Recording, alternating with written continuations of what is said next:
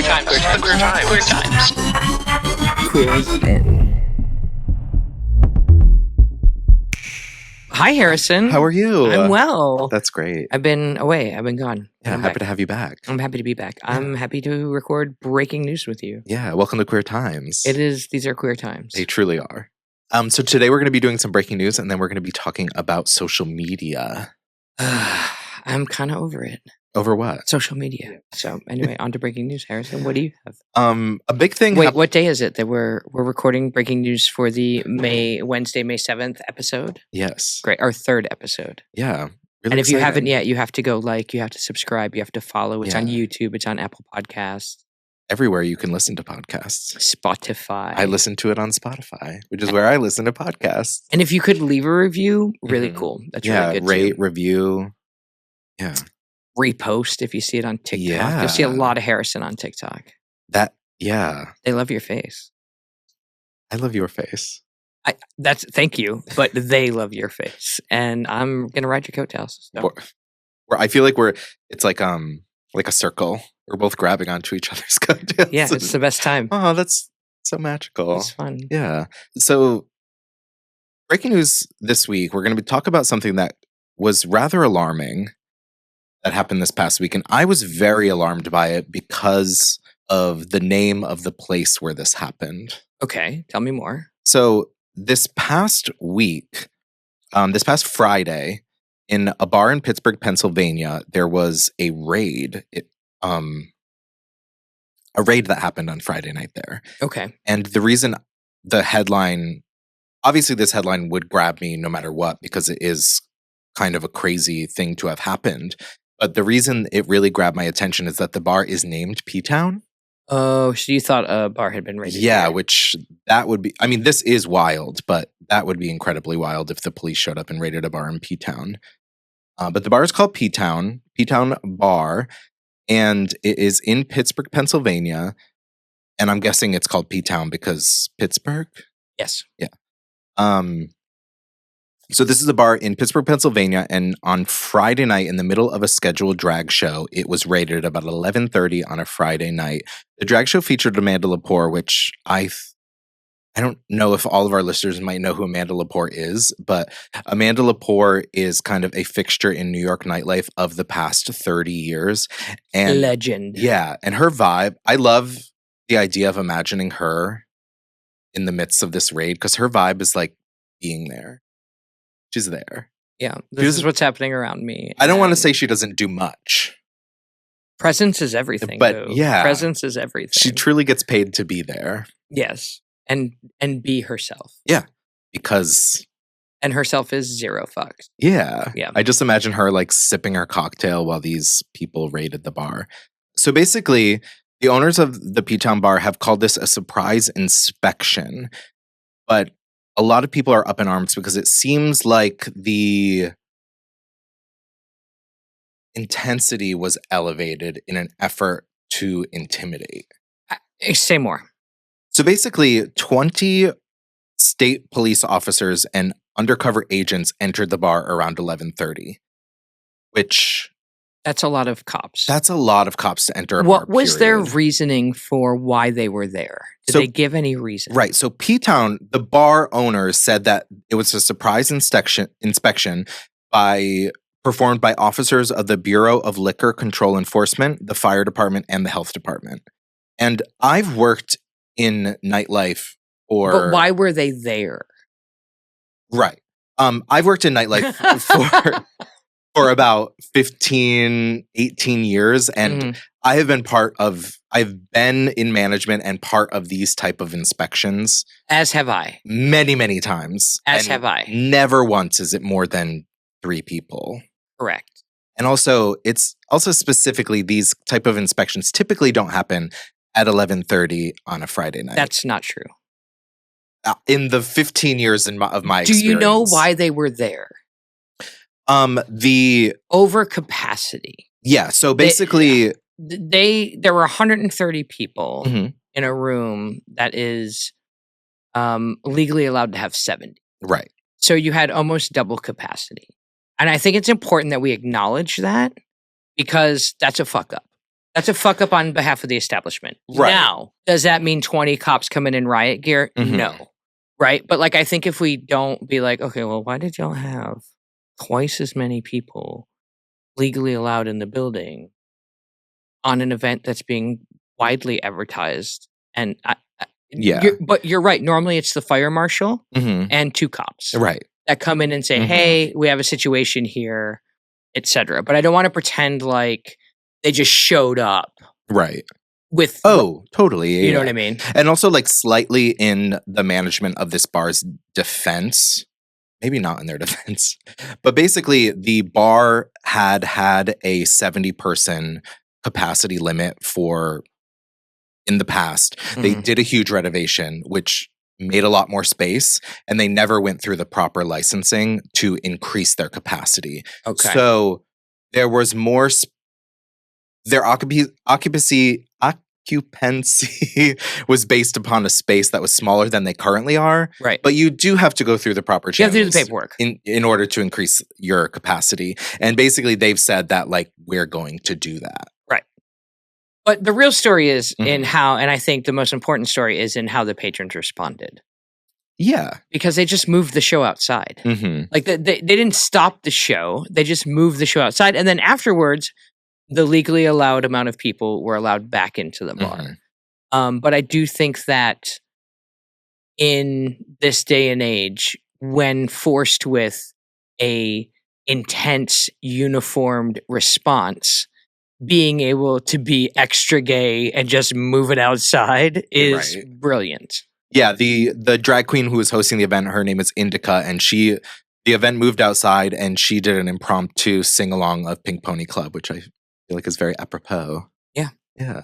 There also was word from the staff of the bar that no patrons or staff were treated inappropriately. Okay. So as much as this does harken back to the raids of the 60s and 70s into the 80s, there wasn't they're saying that there wasn't a disrespect in it, but the question still begs to be asked, which is why were 20 like was there no other thing these 20 state police officers could be doing on a Friday night? I think generally police officers are afraid. I Mm. think like as a core group, they get very insecure when they're not in a massive, large core of them. Mhm. And then if you add a few, maybe there's a few homophobes in charge. Imagine that in the police. And you get that guy who's like, well, if there's twice as many of them that's supposed to be there, they'll just assault us. Is that the accent in Pittsburgh? This is the accent I give to that guy, you know, but like, no, I hear you. I feel like clearly there's some homophobia in there.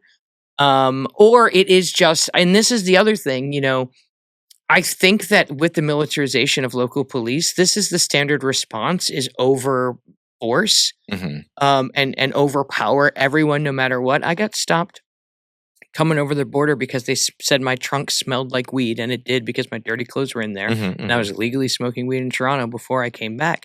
And when they brought me out of the car, 7 uniformed agents surrounded me and walked me into the building. So while I do think that there is some homophobia at play, I think it's important to not create fear where some doesn't need to exist. Mhm. Right, where this is, you know, there's a raid on this bar, and there was, but there was a raid because there were 130 people in a bar that is legally has paperwork said that there could be 70, and there were 20 cops in uniform, and there were, but they always do that now because they're militarizing our local police forces. Mm. Right, so I just want to say that, and for me, my focus is always on, and what did the queers do? We sang in the streets, perfect, Right. right, and we didn't just scatter. You know, like no one was like, I got to get out of here. The cops here. Everyone was like, all right, well, I guess we'll all stand here and watch and see what happens. And so they bared witness Mhm. and they sang songs. And for me, that's kind of a win. I agree. I do. As much as I'm on board with not being alarmed, I do find this alarming. And with the slopes we've seen with the current administration are slippery. Mhm. And I do worry that this was I do worry where this could go. If this is a one-time thing, fine. If this isn't, you know? I obviously, I mean, we should all have our eyes and ears open right now, Mhm. but I think it is important. Like, if the queer people on site were like, we weren't mistreated, Mhm. no one was referred to in no one was hit, no one Mhm. was, then I think it's just another argument for invest in your local economy and the people who are working in your community. And those police officers, while doing their job in a way that they were trained to do it, which is overpower and overforce, Mhm. went in respectfully. Some even got photos with Amanda Lepore, and did their job, knowing this was going to happen. I mean, they knew at least 4 of those cops are lesbians, and they knew that this was going to be on the news. Okay. Right? Yeah. Like so I feel like it's not an ideal situation, but I'm not sure it's, I caution queer media to just be blowing everything up to be a hate crime, because then when there's really a hate crime, it's the they who cried wolf, right? Right. I also like just to view this from a different angle. Play devil's advocate? Oh my god. Oh my. But just to, like, maybe the management is saying that as to downplay. You think they're afraid? No, but I think they know that they have to work with these people. They know, like you said, they know they've done something wrong and don't want to become a target. So they're like, oh, we were all treated great. Maybe these weren't the 4 cool lesbian cops who were like, oh my god, I'm a big fan of Amanda Lepore, I'd love to have a picture. And instead were people wanting to take a picture of what they saw as a weirdo. I mean, it's very possible. I think the only way to know it is to, if we can't believe what they say, right? Then maybe we do have to just call the bar. Maybe we have to go there. Ooh, let's go. Yeah, live on the road. Yeah, I'll go there. I love Pittsburgh. I guess what we have to decide to do is hope for the best of intentions, but also I think it's smart to stay vigilant. And I would love to hear stories about straight bars being raided like this at 11:30 on a Friday night and having the entirety of the attendees pushed into the street in the rain. Because if that's happening, I'm like, oh, it's just what they do. You don't think it's just what they do? No. I didn't know it was raining. Yeah. Like, I do think it is just what they do. But I guess I didn't factor in the raining component. Do you think that someone complained that night? So the city of Pittsburgh said that they did not initiate the complaint against the bar that led to the raid, and they're trying to determine where it came from. That's the key bit of information for me. I almost am hesitant to talk about this, but I did see people on the internet, social media, talking about how it was a church that made a complaint against this bar, which that is entirely hearsay. Sure, but I don't want to say that that's a definite. Who knows? All we know for sure is 20 cops came out. So did everybody else. They sang in the rain. Half as many people got left back in. The owners are going to change the legalities of their capacity. Yeah. And no one got hurt. Which is all great. You had something else you wanted to talk about, right? I want to talk about the Here to P tour. Yeah. Yeah, can we talk about that? Of course. I'm really excited. This sounds like a really cool thing. No, I'm really excited too. So Ren Daw, who is a comic and producer, put together a tour called Here to Pee. And they're raising awareness about specifically anti-trans bathroom legislation, hence the name Here to Pee. And they were going to be in Massachusetts. And I was like, hey, please come to P-Town. Like, I really feel like this is something that P-Town would get behind. I love comedy and activism blended together. That's my jam. And so that's exactly what this is. There's going to be like 5 different comedians. It's next Monday night in P-Town at the Crown and Anchor. And it's also in collaboration with Summer of Sass. So it's a little bit of a fundraiser for us, a little bit of fundraiser for them. It just sold out in DC. Don't embarrass me. I need people from P-Town to buy tickets at onlyatthecrown.com. And I just want to really, show a lot of love and support. And given that our community just embraced the idea of gender neutral restrooms and townwide changed our entire, all of the restrooms in town, I think it's topical. I think it's good timing, and I think everyone should come out and support Here to Pee next Monday, May 12th. Yeah. And now we're going to let people listen to us talk about social media. Yeah. All right, great. Make sure you're rating and you're liking and you're subscribing. Do all those things. And follow us on the socials, of which we're going to talk about now. Queer is in. Tell me about when you met social media. So, I mean, in high school, it was Instant Messenger. I had LiveJournal. Do you remember LiveJournal? And also, like, it was MySpace.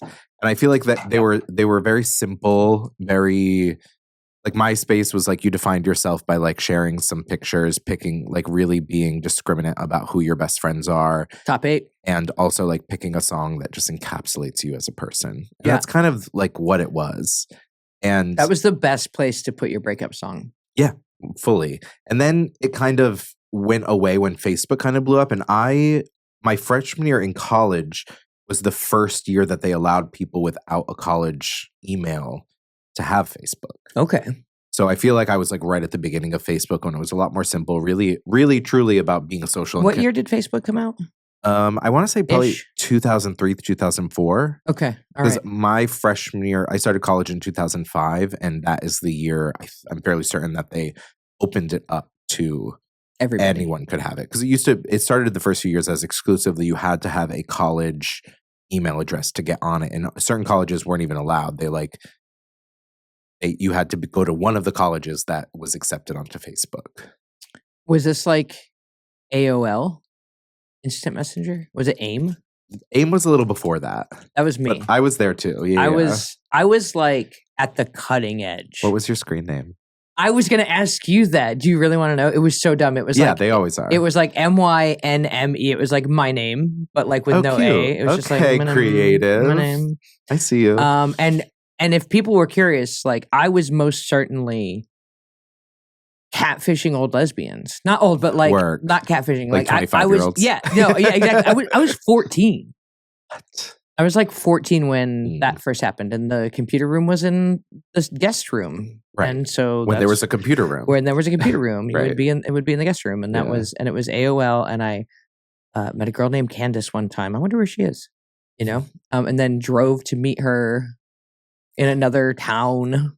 I'm happy you're still here. Hooked up one time and work. No, this was like the beginning. Yeah. And there's always a window in the beginning where people are good people. That I was in that window, the magical window of AOL and AIM at its conception. Yeah. And it only lasted for about a year, and then everything got weird. As things go. Been on it for a long time. My screen name was Fishy 10291. And the weirdest thing is, it's funny, as I just got a new laptop, and as I was like logging things in, somehow one of my saved things on my computer was like, it was like, oh, do you want to use this username? And I was like, where the hell did that come from? Have you always had Macs? Yeah. Oh yeah, no, they have so much information on you. Cuckoo. It was the thread is long. It was a blast from the past, truly.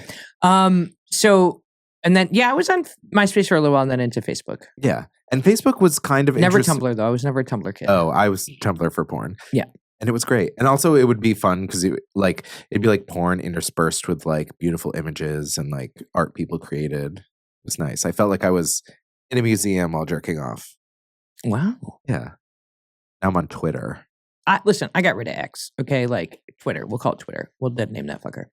I got rid of Twitter, right? That seemed, and only once have I regretted it. There was like something that came across my feed that I was like, oh, I want to see that. And it was on Twitter. And I was like, man, all right, I guess I don't want to see it that bad. I can't get rid of Twitter in you this can't? moment. So I only use Twitter for porn.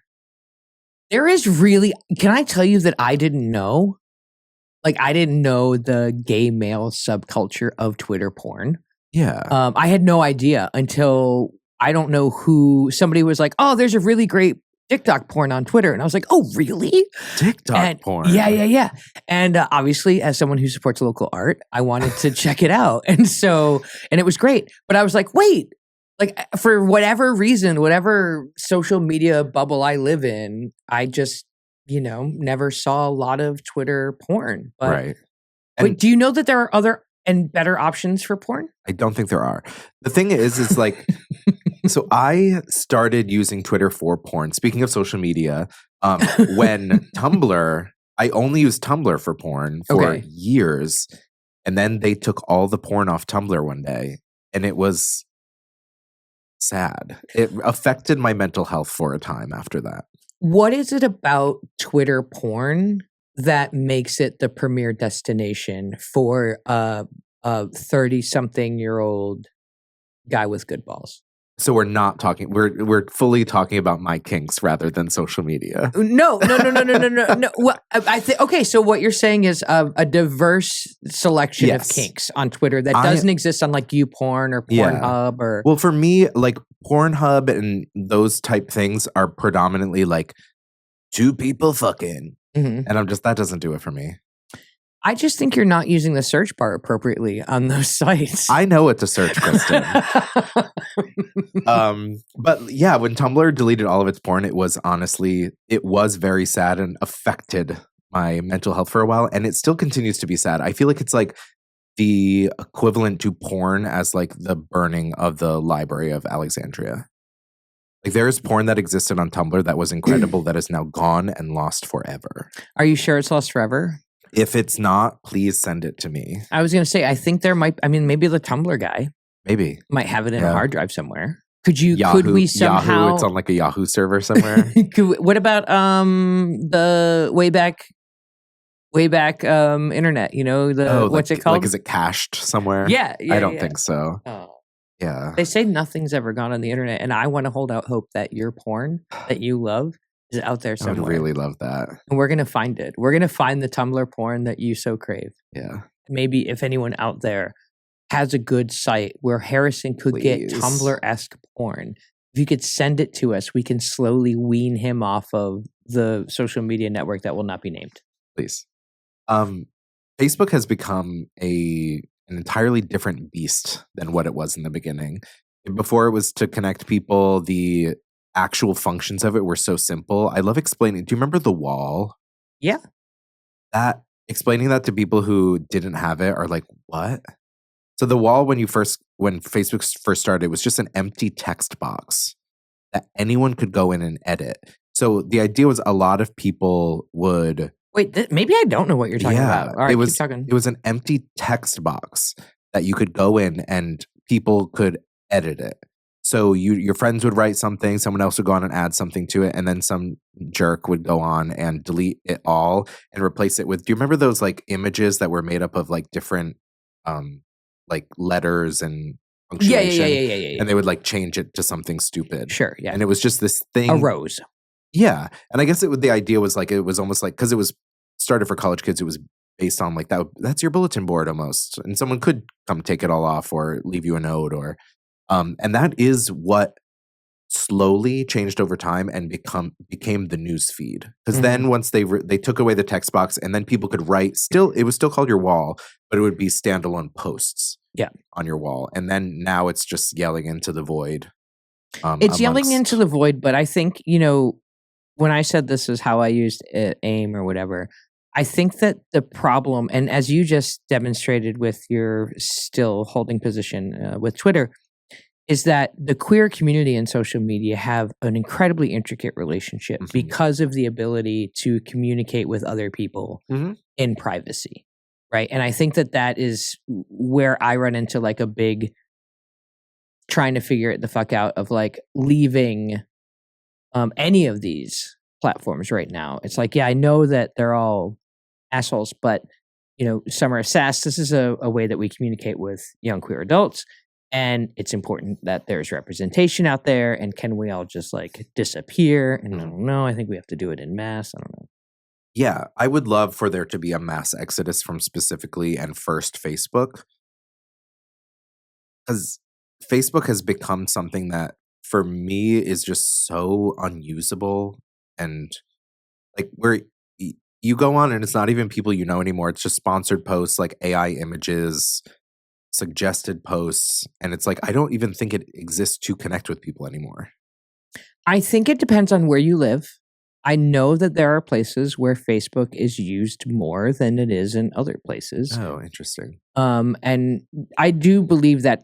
I mean, I do agree that it has gone wayward, but I do think that you can tell a lot about a community when you find out where it's like where you have to go online to speak to that community. Yeah. That's true for a lot of small towns in the South. Facebook is still a go-to place for that information. And because it is because it is what it is, that's why it was so easy to influence this election. Right. Right. And I think there's I'm not a scientist, but I feel like there's probably data to back up that rural America gets more information than Facebook. Now is starting to TikTok. Yeah. Right. I think TikTok is definitely something becoming a great equalizer, which is interesting, which is why they wanted to get rid of it. I think one of the biggest problems with Facebook and what it has become was it kind of was allowed to become a monopoly of social media. Mm-hmm. Facebook, there was a time probably in like the early to mid 2010s where a new app would come along. Everyone would be like, oh my God, this is so fun. And either it would get bought by Facebook Right. and integrated into Facebook and then done away with, or they would simply copy the exact structure of the app and then integrate that into Facebook. Like you think, Rip Vine. Right. But even before that, like, do you remember Foursquare when Foursquare first came out? Yeah. Foursquare was an app where you could check into locations and that's all you did on the app. It was standalone. You checked into places. You could like, I guess, review them and things like that. And now you go on your Facebook and you check in. And that was, and when they first integrated that function, it was literally right after Foursquare blew up and they just started as a thing. And then obviously, why would I go to a separate app when I already have Facebook? What year was Foursquare? Because I'm going to guess 2012. 2009. Yeah. I just feel like with Facebook, it's become everything. And when things can be everything, they turn into anything and then they turn into garbage. Yeah. I mean, no one's saying it's not garbage. That's not the point. Like what I'm saying is I'm fine in garbage sometimes. Yeah, I guess that's true. Yeah. As are you on Twitter. Hey. I guess I'm doing it for, we're both doing it for personal relationships, just of different kinds. Right. What social media are you on currently? So I currently do have a Facebook account. I deleted it about a year ago, and I didn't realize that I do have another project. You were gonna miss everybody's birthdays? No, I really let go of that fully when I was getting a lot of birthday messages, and they were "Happy Birthday!" And then I realized that you don't even have to type that. No. It's like, it's this person's birthday. Click this button to send them a birthday that says "Happy and that Birthday!" Was the line for you? I was like, what are we even doing? But I tried to delete my Facebook about a year and a half ago because I really don't care to be there and I don't care to see what's on there. But I didn't realize that I have another project that is a morning talk show that I go live through Facebook and YouTube. Mm-hmm. If I had the choice, we would not go live through Facebook. But the other members of the team think that is an important component. Well, I mean, given what we just discussed and the demographics of this area and the high use of that platform, they're not wrong. Yeah, no, they're I know. not wrong. But when I did delete it, and then we went to go live through the streaming program that we use, and my tech producer was like, "Why can't we connect to Facebook?" And I realized that account also disappeared when I deleted my Facebook. Yeah. So it's really there to prop up that other account. That's great. I also have Instagram. I've been using it a lot less lately because I don't know if it got worse or through being on TikTok, I just realized it's not very entertaining. TikTok's better. I think one of the biggest reasons that the U.S. government went after TikTok so hard was because of the way information was being so freely shared on TikTok. You see the way the Starbucks boycotts worked different. I think they felt like they weren't in as much control of us and the information we got and the way we think. Like you think about the propaganda that is, and I know this is a controversial topic, but you look at the way that like Israel and American support in Israel has been generally supported by the American populace. And then in the past year, 2 years, that has seemingly entirely changed. And I think it is mostly due in part to the information that is being shared on TikTok. It definitely isn't about data security. No, I know that much. No. You know, and the fact that I think that's the only thing where I'm like, all right, okay, at least they're not pretending like they care about data security. Right? Like at least they're like, because if you're going to let Musk just walk into everyone's data and download it and then tell them, oh, you can't do that. Bitch, do you know how a hard drive works? Yeah. Like, it's really this moment where our government and our judicial is just like outdated is so glaring right now, right? But I definitely agree with you. I think it's most certainly not about anything they said it was about, because we've had Where's Rupert Murdoch from? Somewhere not here. Mm-hmm. Has controlled our media for how long? Right. Like this idea that it had anything to do with China is as hilarious as thinking that banning trans athletes has anything to do with trans athletes. Yeah. Right. Like or supporting women. Or supporting women Yeah. specifically. Yeah. I am sad that I didn't get to it sooner. I'm not really at it now, but I will now kind of slowly. I've been in the same way that we're starting this podcast, in this point where you're like, oh, it's very important to use your voice. If you can be a queer person in a safe space and use your voice, then you should do it. And so I've been like, oh, and also I'm a performer, so like you should fucking do it. And so I've been trying to remind myself to do it. A little late, but it's still here. So I was like, fuck it. It was one of those things where like, all right, well, I guess if it's still there, I'll give it a whirl. Yeah. No, I don't create on TikTok, but I am. You're a stalker. I'm a voyeur. Mm-hmm. Speaking of things I'm into. Just that makes kidding. sense. You're not kidding. You're not kidding. But yeah, Instagram is just like, as I scroll through it, if you really look, you scroll through your feed and it's like a sponsored post, a suggested post, maybe someone you know. Is it just that everyone started TikTok? Like anyone who's not a child started TikTok. And like when I first started TikTok, I didn't want friends. I was there to watch. I still don't. Exactly. And I think that whenever I run into like someone I know likes a comment of mine, I'm like, no, you're not supposed to see that. I am embracing the crossover now at this point in my life that like because the thing I loved about it the most was not running into people I knew. Yeah. And I think that might be a direct result of the elections. Like where you're like, all right, I am so sick of arguing with people. Yeah. I just need to go somewhere where somebody's going to dance and cheeky. Yeah. I want to like watch someone braid someone else's hair or render tallow. What's your things on TikTok? Okay, so like what weird places you're like, I never thought I'd be here, but here I sports am. Cards. Oh, right. I like sports cards now, and though. like it's not my life. It is a hobby. It's in your life. It's in my life. It's not in just my on life. TikTok. I am not rendering tallow. Unfortunately, I'm not. But also survival shit like bushcraft. Oh, cool. Yeah, no, I wanna watch all the bushcraft and not the kind where they put like a hot woman. Have you seen those ones where they're like she does like start a fire or whatever, but she does it in like tights. Oh yeah, and a cutoff and like is just. There's a guy who like chops wood shirtless. Yeah. For some reason, those don't do it for me. Yeah, I get that. I mean, I'll watch them, but that's not what I'm here for. Yeah, I follow someone who is like, oh, this is how you could start a fire if you only have this stuff. But I really got into him too much, and I was like, not living in Provincetown again is like not every person's a queer person, and I was like, I can't lust after this straight man who's surviving in the woods. Wait, why not? Yeah, I don't know. It just felt dirty. Were you gonna like find out where he lived? No. Well, then what's the problem? But I found myself like flirting with him in the comments and him not responding. I'm like, oh, right. Oh, okay. All right. You were engaging. Yeah. I was like, no, I think you're allowed to lust. I think literally that's the whole economy. Yeah. It was not what TikTok. He was going for, though. And I think he was probably even shocked that people reacted that way. I hope you tell me who it is because I want to go see I'll these. send him. Yeah. I want to see great. this. Great. I'm learning. You're learning boundaries? Ish. I don't think it's boundaries. I think if he fucking puts himself out there and now not responding, then yes, you want to avoid that future. Yeah. So Threads, Blue Sky.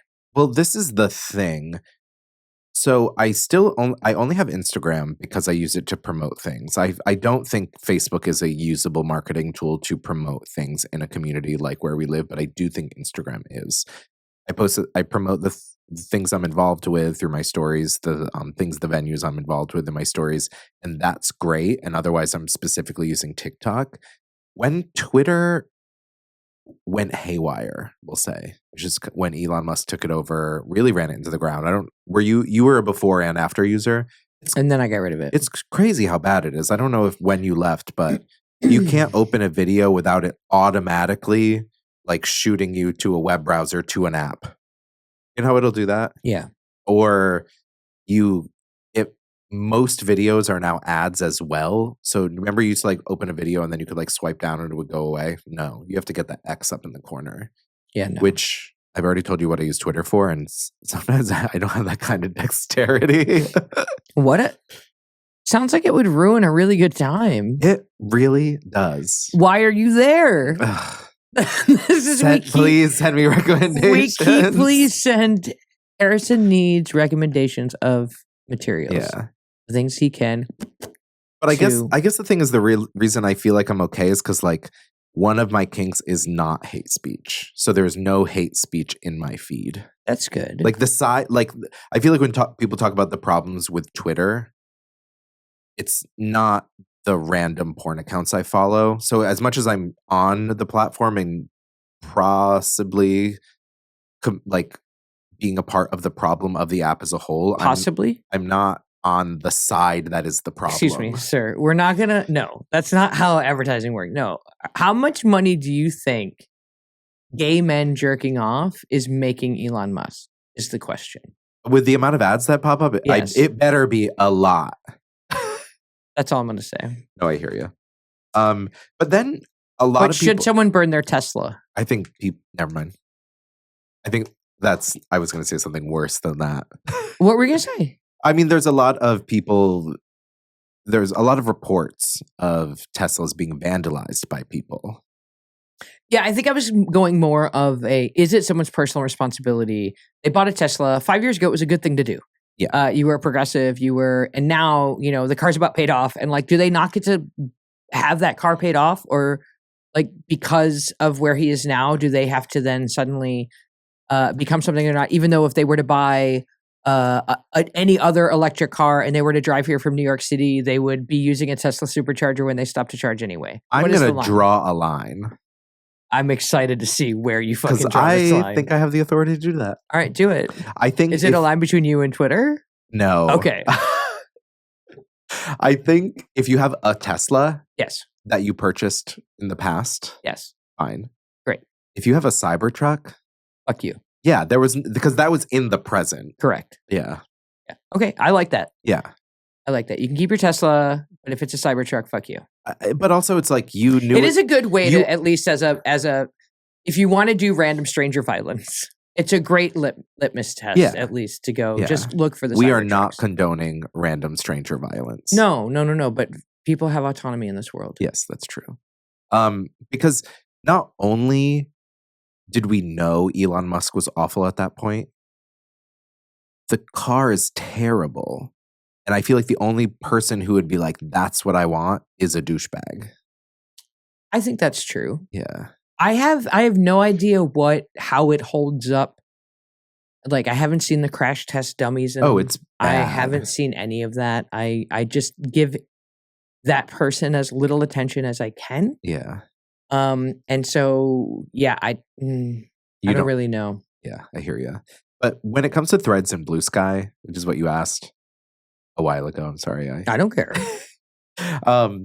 It blew my mind that I understand the mass exodus from Twitter and how people were like, we got to get out of here. And people are the bandwagon of like, let's go to Threads now. It's like, why don't you just like send Mark Zuckerberg a stool sample so he knows everything about you? This was before he cucked, though. He's been awful from the get-go. Yeah, but in recent, like, he's in his final form of asshole right now. It's much worse in the past year or two, I would say, but I think Threads started when we fully knew he was an absolutely awful person who was destroying the fabric of society through his massive social media company, and he just wanted more of it, and so many people just were so willing to give it. Yes. Blue Sky is very different, and I think a lot of people don't realize that. They just think it's some company propping something else so they can get people's eyes on it to sell advertising so they can make money. So Blue Sky is a fairly new, it was started a few years ago. It was actually the ideas of Blue Sky started at Twitter. Jack Dorsey is a former CEO of Twitter, and he is the developer behind Blue Sky. Right. And he actually started these ideas at Twitter before Elon Musk had bought it, because they were trying to move Twitter in a more altruistic direction. Okay. And as of now, as of February, there are 30 million 30 million users, and it is what makes it really interesting is it's a decentralized social media app, and it's Bitcoin of apps? No. Okay. Well, maybe. So what's really interesting is that it has an open source framework, meaning that people outside the company can see exactly how it's built, how it's being built, and the processes that are being built into it. So there is an algorithmic discover feed similar to like TikTok, Facebook, Instagram, all of those. I'm gonna open it up right now. One of the things, if you're just trying to get into it, that is really interesting is they have a starter pack feature, which allows people and groups to build curated lists that you can follow to kick off your feed based on your interests. So if there's probably like ESPN has a starter pack that has like a bunch of different things you can follow if you're into sports, things like that. But their team is also developing something they're calling a decentralized AT protocol, which is what Blue Sky was built upon. And basically, this is really where it's interesting. It is a federated app, which means that endless individually operated communities can exist within the open source network. So basically what that means, if a developer builds a new app using their decentralized AT protocol, that users can move to that new app, take their entire following and profile from Blue Sky and just move it into this new app. Interesting. And I think that's what's the most interesting thing about it. Is okay. That's my sales pitch on why I think you should get into Blue Sky. I will get into it as much as I get into anything, I guess. And I think what's really interesting is that you feel like you have a little more ownership over your profile and the information you put on it, because if this protocol becomes a real thing and Blue Sky turns into a nightmare, hopefully this open source technology will have other communities and other social media networks that are built upon it, and you could just move your whole. Did you ever snap? No. I never snapped either. Some people still snap. I feel like it went away and then came back. Maybe. Was it because they disappear? Was it the disappearing of the snap that made it more appealing again? I don't know. Yeah, I was never. People ask me once in a while, and I'm always like, no, I'm an adult. And then I stopped saying that because it probably makes me seem old. Well, you are old, but I can right. fuck with Discord. I've never done that either. Discord, this because now Facebook owns WhatsApp, right? Yeah, but it is encrypted. Mm-hmm. I like Discord servers. I think that is something that makes sense. I like hackers that are building their own servers and are having a little bit more control. Like it's this whole decentralization of things, but at the end of the day, at any time, someone in power can just flip a switch and take it from you. If in all of these routes, and I'm really into building the other avenues, right? I think that is where social media should go. I think Facebook becoming this absolutely bloated one-stop shop for everything makes everything not interesting on it. And then you see little things like, I know this was kind of a flash in the pan, but did you ever do Be Real? I saw it. Yeah. You had to be real for 1 second, right? Yeah. That was that was another situation where I was going to get on it and they were like, well, we're going to tell all your friends. And I was like, no. And they wouldn't let you without telling all your, it was something where I was just like, nope. And I ended up not being real. Well, right. I could never be real. Yeah. It was basically this thing where you would get a notification randomly in the middle of the day and you would, so the idea was that you would take a picture within 2 minutes of anything, where you were, who you were with, the food you were making in that moment. And it was nice because for me, it was me and 8 of my friends, and just it was this cute little glimpse into the random mundanities of their life, which I thought was cute. And I think kind of single stream social media is going to be I don't want to hear what some crazy stranger thinks about politics. Maybe so more isolated bubbles is what you see. Not isolated bubbles, but like-minded preaching to the choir. No having to challenge your own thoughts with anyone else.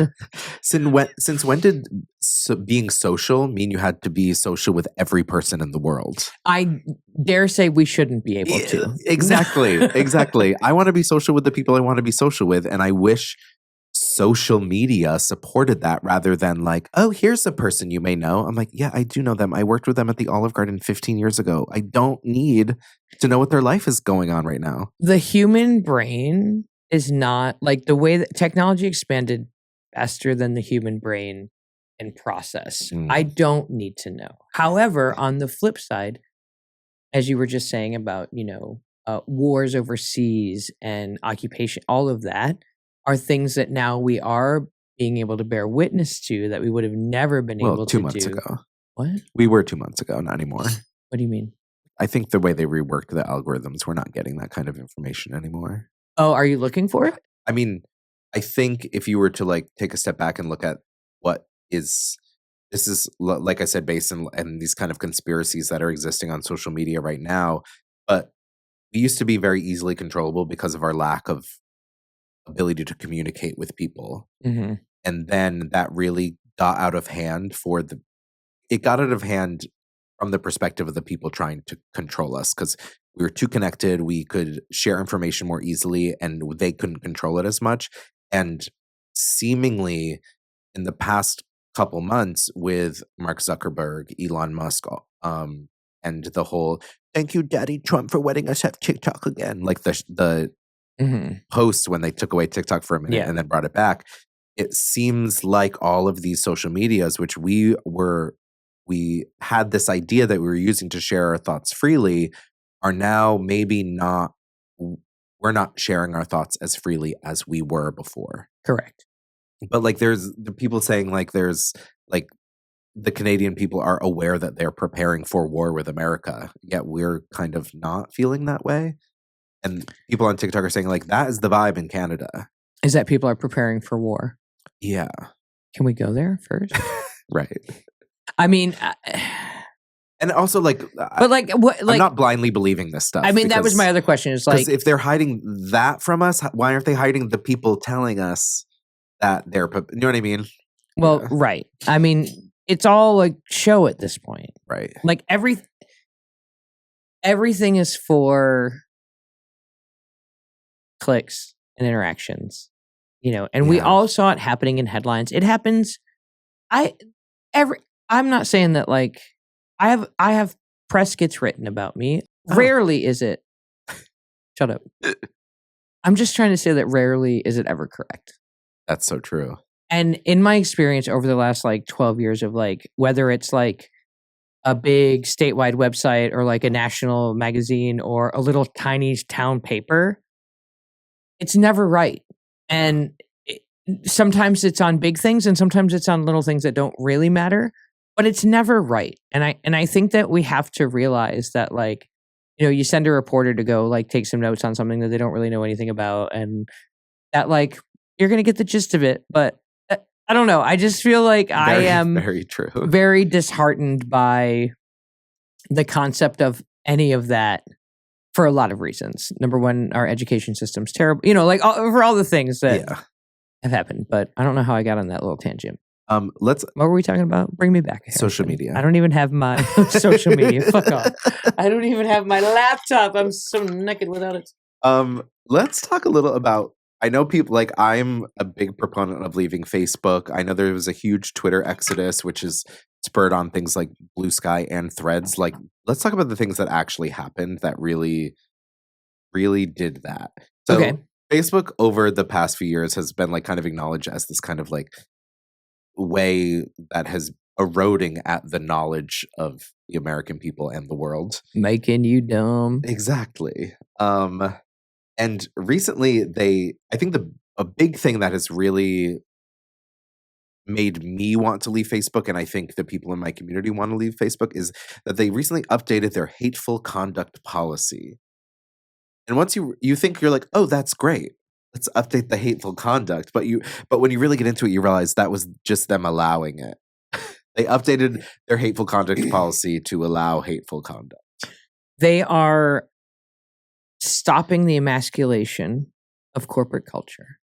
And they are letting you call people names on the internet again. These are a couple quotes from them. "We do allow allegations of mental illness or abnormality when based on gender or sexual orientation." So basically, they're saying like you can go back to telling gay people have being gay is a mental illness. Abnormality. So based on gender or sexual orientation given political and religious discourse about transgenderism and homosexuality and common non-serious usage of words like weird. Okay. I think this is, they said what started as a movement to be more inclusive has increasingly been used to shut down opinions and shut out people with different ideas, and it's gone too far. Like, here's the problem. I want the people who want to call me names to call me names so I know who the hell they are. Exactly. And I want to be tough enough to take you calling me a name from behind your fucking keyboard. I do. True. I don't fucking care. The problem is they're not letting everyone call everyone names. And that's the problem. They're letting minorities be attacked. Yeah. But they're not letting us Billionaire CEOs be attacked. Correct. Right. And that's the part where if it's free speech, then let it be fucking free speech. But it's not. Yeah. And you know that, and I know that, and that's why we're all fucking mad. Yeah. It's not free speech. Right. It's free hate speech. Right. They did say It's not even that, because I fucking hate them, and they don't let me. let me hate people. You know what I mean? Where's Yeah. Luigi? Oh, that's true. What aren't we seeing anymore? Speaking of, where's the fuck is Luigi? Does he not have a court case? Is there nothing going on? I think they were all covered up by everyone being like, haha, I'm gonna name the Gulf something else this week. Oh yeah. You know? And I'm just like, I get it, it's funny, but I'm worried about the memification of real life things happening. The memification of the Nazification. Yeah. And it like, I know there is this idea to like add a bit of levity to it to make it more palatable. Bearable. That's not the word I was going to say. No, levity is important. Yeah, it is important, but you can't let it desensitize you and make you think what's happening is funny. We can make a joke about the things that are happening to add that bit of levity to it, but we can't think the actual act is funny. Of it happening? Yeah. Listen, renaming the fucking thing, whatever. I don't care. Stupid. It's Totally. dumb. If that makes you happy, bro, fine. Like, it's dumb, but it doesn't matter. That to me does not matter in any way, shape, or Right, form. but it was most of the people talking and criticizing President Trump's actions this past week were criticizing them for the renaming of a Gulf, which I agree with you. It doesn't matter. It's silly and stupid and like I don't understand, and I get it's meant to be poked fun at, but it doesn't matter. And there are things that are happening that do matter, and people are Yes. doing their tight 10 about the Gulf of America. I just got really sad at the idea of the people who will be controlling the information and how little we'll ever really know. Mm-hmm. And that's something that I don't think I've actually ever thought about before. Tale as old as time. It is. I should have thought about it sooner. Back to the burning of Library of Alexandria. Back to Tumblr. We did it. Bring Tumblr back full circle. It only took an hour. Mm-hmm. Great. So I guess delete your Twitter, delete your Facebook. So in closing, Uh-huh. what is our action plan for this episode of Queer Times? I'm going to get 10,000 followers on Blue Sky. Mm-hmm. And when I do, and none of them have to be porn. And when I do, you will delete your Twitter. Okay. Okay. I might be able to get to it before then. I'll start researching. You had no faith in me. No.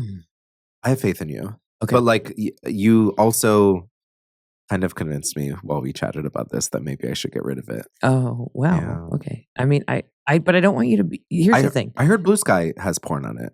Okay. Yeah. Well, that's great. Yeah, there you That go. is great.